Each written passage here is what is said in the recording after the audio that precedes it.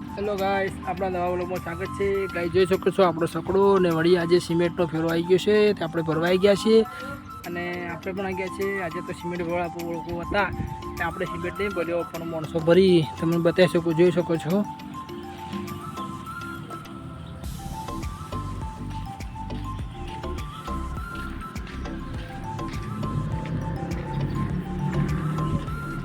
અદાણીનો cement લાવ્યા. આજ અદાણીનો ભરવાનો હોય, 10 થેલી ભરીને જવાનું છે મહારાજને.